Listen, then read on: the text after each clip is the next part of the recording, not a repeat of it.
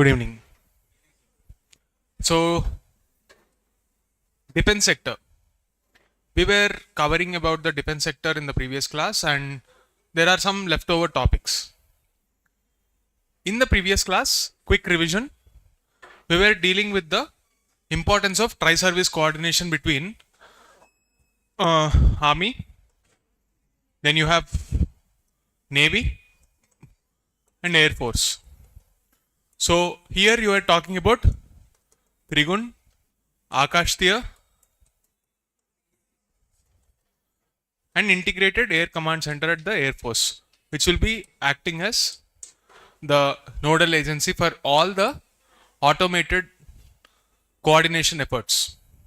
This is the software part, and we have also seen the importance of the missile. So we divided the entire arsenal into let's say shield and sword.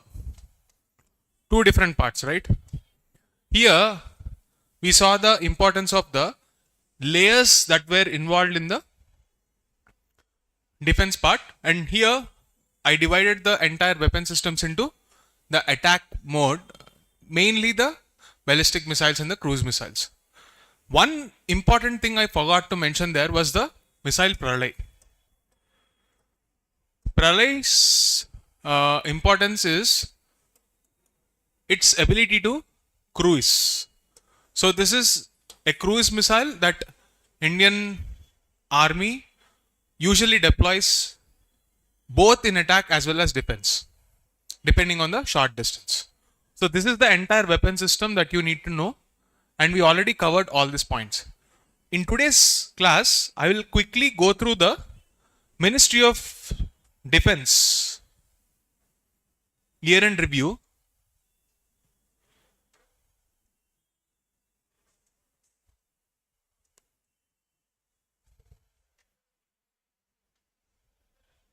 Right. So, like we discussed in the introduction class itself, the overarching theme is Atmanirbharta. In the entire, this is a 50-page document, so I'm not going to read it line by line. So, we will pick up the important themes from which we can expect questions in the prelims level. Mission Sudarshan Chakra, we already discussed this part, where you will have a all-round safety by 2035. All the domains of warfare will be secured. In this, you can also include the cyberspace as well in the future. There is a possibility of cyberspace security also getting integrated into this completely. Then, defense production. So, if you take a look at the budget allocation for our defense, it is not important to remember the numbers, and trends are important. From 2019 till now, so in the last 6-7 years, our defense budget increased by 90%. And most of it is going for procurement.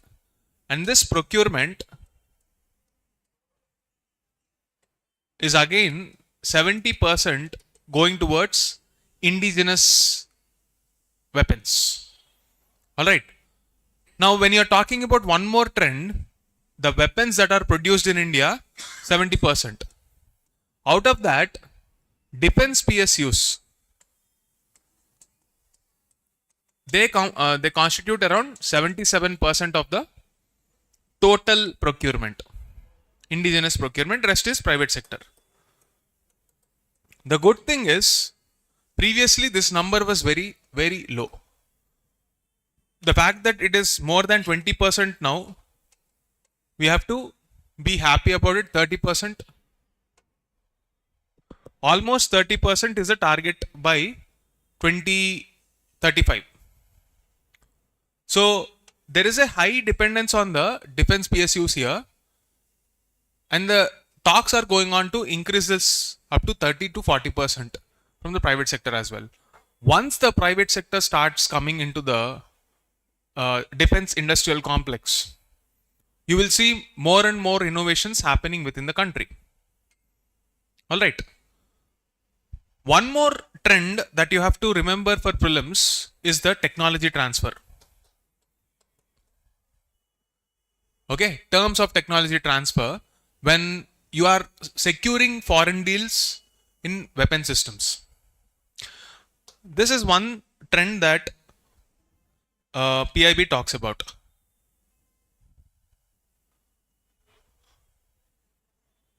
Right.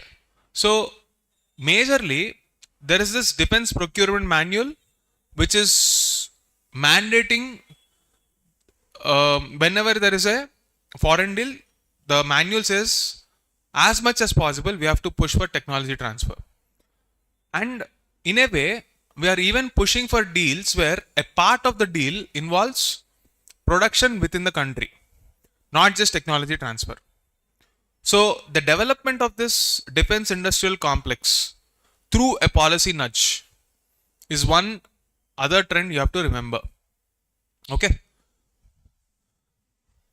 Then the next one is LCA MK1A. What is this? LCA means light combat aircraft. So you will see this is indigenous aircraft, fighter aircraft.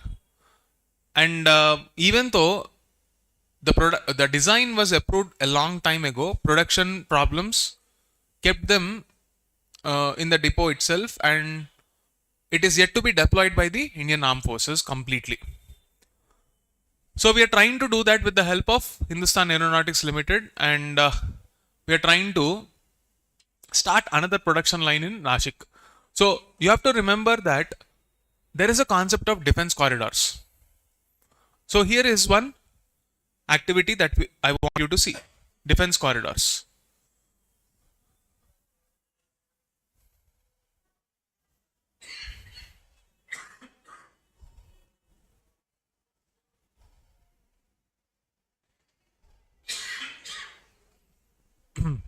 If you see the defense corridors, where are they located mostly? Uttar Pradesh and Tamil Nadu. What are these defense corridors? They are majorly a network of self-sustaining ecosystem in the defense industrial complex, where all the equipment and the suppliers are agglomerated at one place, mostly in this region. So wherever you will see the cantonment areas, the reason why Trichy has been picked up as one of the nodal pointers, if you see the area Trichy, it is a location where PSUs like BHEL, they are also located. And there are other ancillary industries that are supporting the defense industrial complex. Same is the case with Salem. So when you combine all of them, it gives them economies of scale, agglomeration economy, as well as the cost of logistics will significantly come down. This is the reason why Uttar Pradesh and Tamil Nadu were taken up as the defense industrial corridors. One more thing, if you take a look at the defense spending of India and compare it with the rest of the world, I will take the case study of the major powers that are in use now. Since the Iran-Israel-US war is going on, you will have to know something called the firepower index. Okay, in the firepower index, the lower the number of this index, the better it is. So if you were to take a guess, what is the top nation? Obviously, it is US, the most powerful nation in terms of the military arsenal. Number 2, Russia, not China. Okay. Then what is number 3? India, China. Number 4, India. In terms of the armed forces personnel, what is India's number? 3rd. US has more armed forces personnel than India. More than 11 lakhs, 12 lakhs, I guess. Okay. So India spends how much roughly in comparison with US and Russia?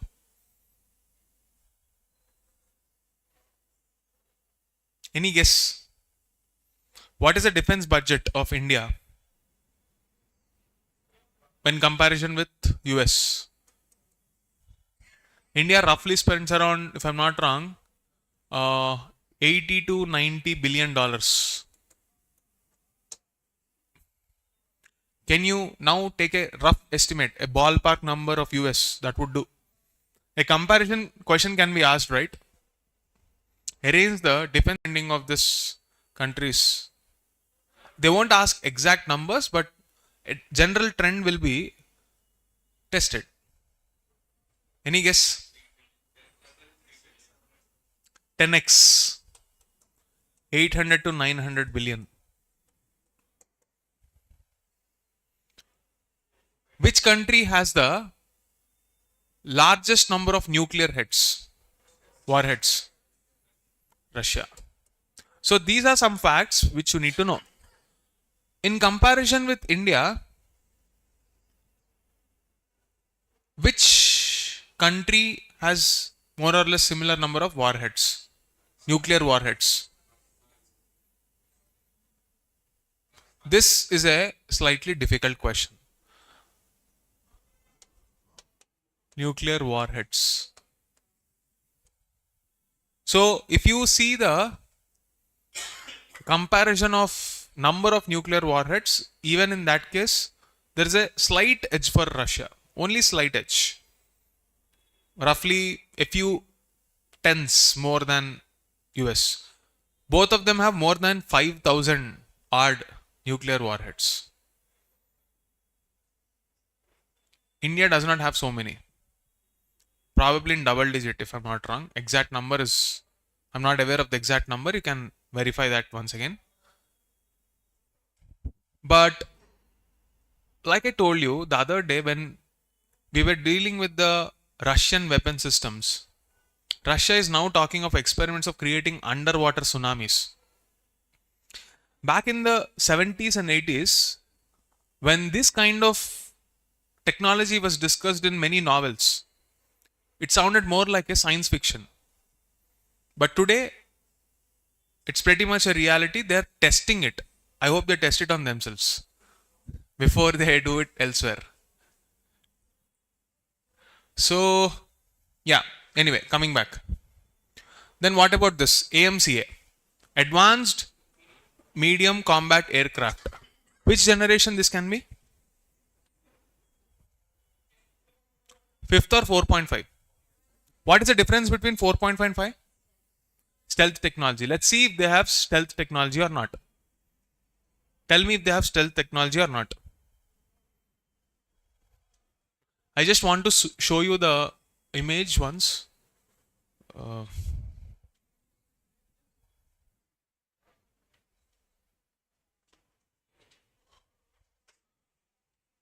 How do you know something is stealth or not?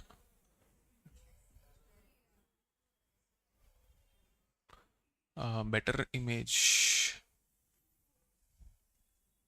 Yeah, if you see,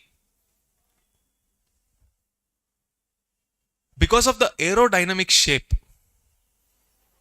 because of the shape itself, radars will not be able to detect them. So development in radar technology is the next area of research in defense industries. Apparently, US in collaboration with Israel is planning for the 6th generation aircraft, which is supposedly going to avoid even that advanced radar technologies. Right now, India is having this 5th generation. Okay, it's in test run. We have to see if it will be deployed by the Indian Armed Forces. So, when you're talking about this part, look at the execution of this project. You can get a question on execution part 2. When you're talking about this industrial complex, the execution model means both private and public sectors can participate there. This technical name is important. Execution model approach means both private and public sectors can participate. They can bid either independently or as a joint venture. Fine. So this is one more thing. Defense Acquisition Council. Okay. Who is the chairman of this Defense Acquisition Council? Obviously, Defense Minister. Chairmanship. Okay. You can get a question on that part also. One more thing. In the context of Operation Sindoor, you have to recognize one important trend. The entire world is moving in that direction. What is that? Armed forces across the world are now going for a low cost, high frequency attack model. Low cost, high frequency attack model. What do you mean by that? A model that is increasingly depending on drones, unmanned aerial vehicles. In 2025, various kinds of unmanned aerial vehicles and the possible movement, you got a question on that. They can land vertically, they can fly vertically, something like this. There was a question. Right. So, any technology that is discussed in the context of drones and any government mission that is discussing the deployment of this in the Indian Armed Forces, they will become important. So, in this context, we will have to know about Mission Swayat. There is one mission called Mission Swayat. You have to know about that. Where exactly is it? I don't know. Let me check once. Anyway, we will see when we get there. Note down Mission Swayat.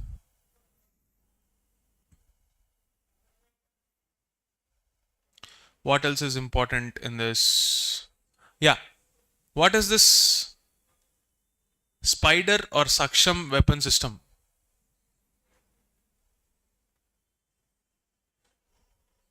Any idea? What is the purpose of this Spider weapon system? Let me show you this one also. Defense, you have to always study with the help of images only. Otherwise, you won't retain that information.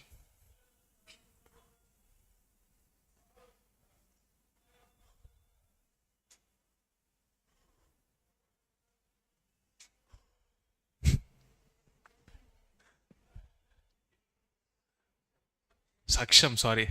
Mission Swayat.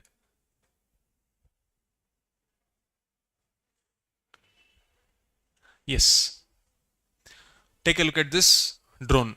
Real-time counter drone system. If you see the necessity for a counter drone system, why do you see the necessity? Like I told you, entire world is now moving in the direction of low cost, high frequency model with the help of drones. In order to minimize the damage, the next frontier of weapon development will happen in the arena of drones. Okay. So, a lot of defense, the startups in our country are majorly focusing on two broad areas. One is the simulation. You kind of create a scenario, a software, which will replicate a warlike situation for testing your weapons. That is one. So, many companies in indigenous space, they are trying to create softwares for the weapon systems across the world. And software exports are generating significant amount of revenue in this space. The second area is drones. Both the hardware as well as the integrated software. Software and hardware both integrated together. This is the next revenue generating sector, a sector with the highest compounded annual growth rate in the defense sector. Drones. So Hyderabad is also a hub for this drone startup. Okay, both in the agricultural space as well as the defense space. In that, this Saksham is uh, a counter drone defense mechanism that you should be remembering. Like I told you, the warfare is now going to be hybrid, and electronic systems become even more important in the modern day warfare. The other day, we were speaking about direct energy weapon systems. So instead of hitting them with a kinetic force, how are missiles so powerful? Because of the kinetic force. They generate a lot of speed and impact. That impact coupled with explosion creates the destruction. Whereas a direct energy weapon system will just focus a laser on a electronic device and burn it. If a drone is supposed to work properly, you will have to address that energy systems. If you hit a laser light on that power source, it gets burned down, the drone is as good as finished. So instead of creating this kinetic weapons which are very expensive, direct energy weapon systems are a cheaper alternative.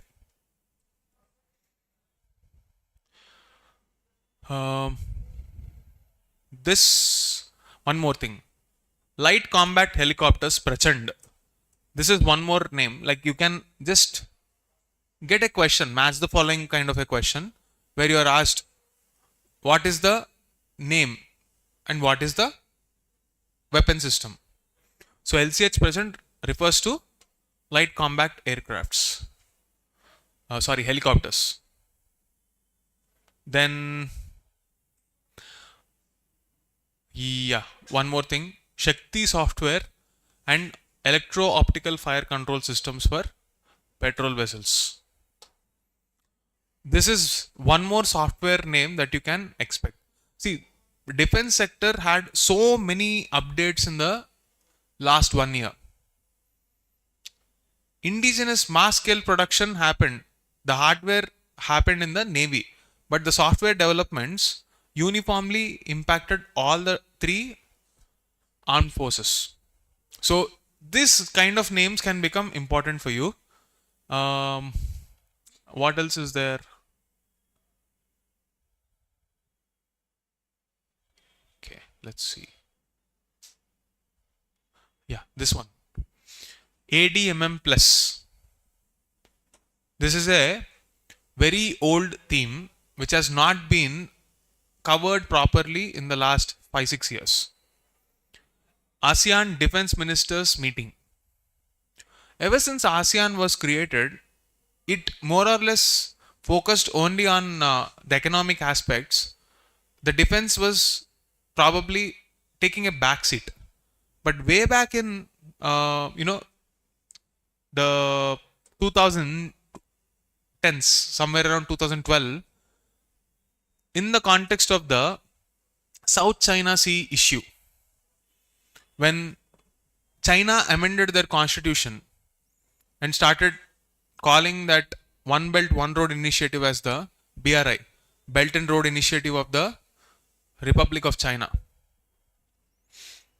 At that point of time, all this ASEAN players, they were kind of insecure about the aggression with which China was moving. In that situation, they wanted to renegotiate the defense deals and have a defense level cooperation with the ministerial level across the South Asia region. And India, as a player in the strategic backyard of Indian Ocean, wanted to take this platform very seriously. But in the subsequent years, not much development happened, and therefore it was pushed back. But again, now it is in news. India's emphasis on the rule of law, particularly UNCLOS, and its advocacy for freedom of navigation in the Indo-Pacific are not directed against any country, but are meant for safeguarding the collective assets of all the regional stakeholders. So India is categorically classifying that they are not interested in mentioning China indirectly by saying this statement. It's actually, in a way, directed towards China. Officially, they gave a statement saying that no, it is not.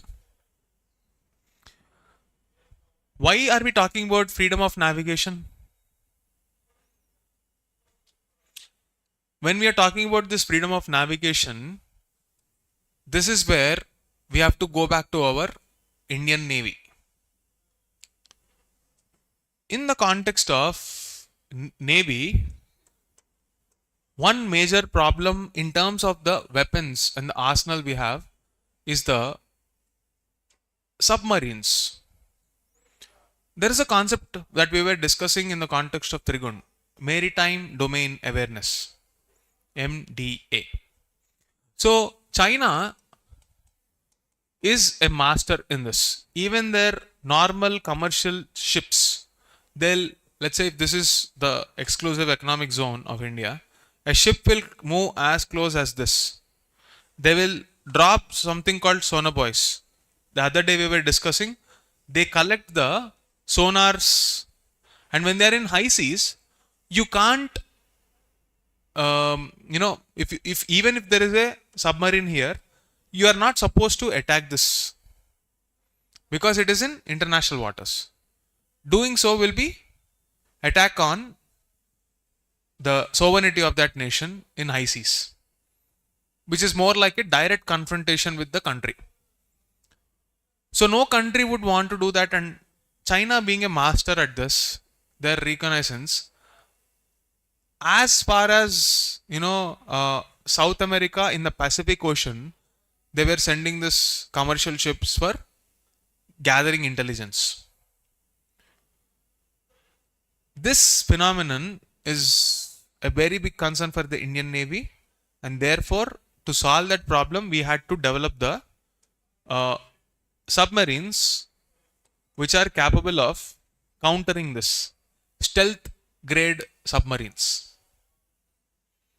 So as a part of this, we have something called Project 75I.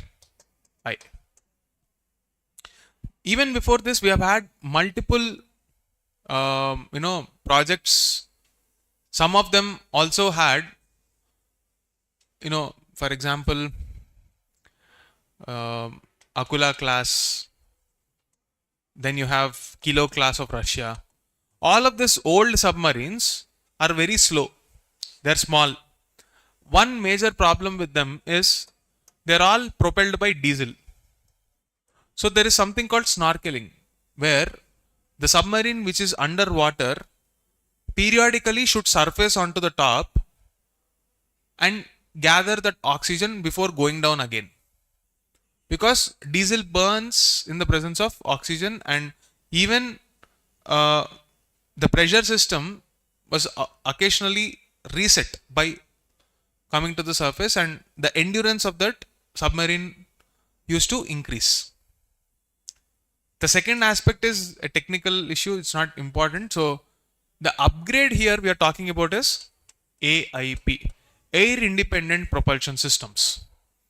So if you are supposed to counter this Chinese dominance in the maritime domain awareness aspect, what we have to do is master this technology and scale them up very quickly, which is the focus of Indian government now. On the top of this, you have to fit some missiles. Here there are some specific missile systems: INS Arihant, Aridhman, S1, S2, S3, S4. Like these are the classifications given. I'll be giving you the notes, you can memorize them, but understand the concept. These are nuclear ballistic missiles. So when they're ballistic missiles, they can't control the cruise movement. Like you can't slither or anything. It is once it is fired, fire and forget type. It is nuclear powered. Now, apart from this, you also have the Kalam series missile, the latest one being K4. They are also fitted onto this. These details can get important, so I'm just slightly only focusing on those names which can probably come up with news. So these are the developments in the Navy space. Now, the reason why we are focusing on this is freedom of navigation. So you have to know ADMM plus. What is the meaning of this plus? You have to do some background search and read from the Wikipedia page. You will get this. Next up,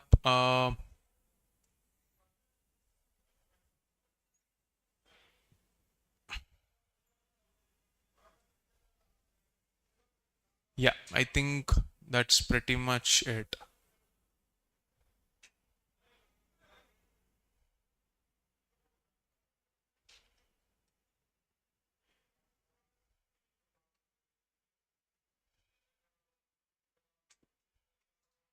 Yeah, one more thing.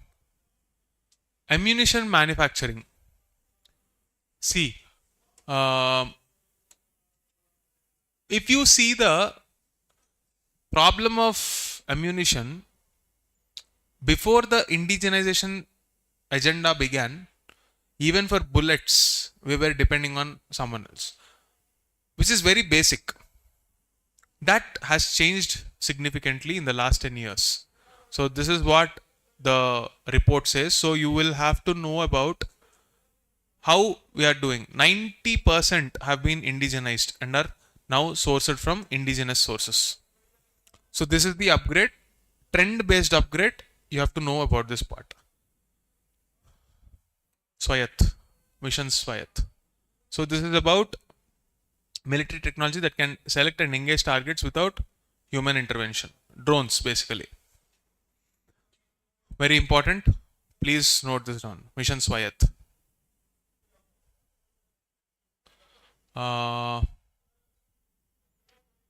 This one.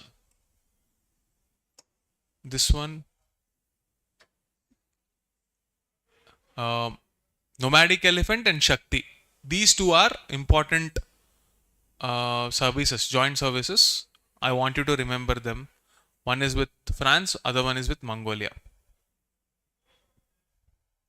Yuddhabhyas, India and USA. That's all.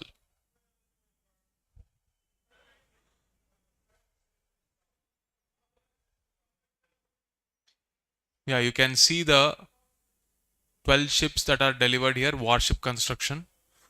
Not really important to remember the names. You can ignore them.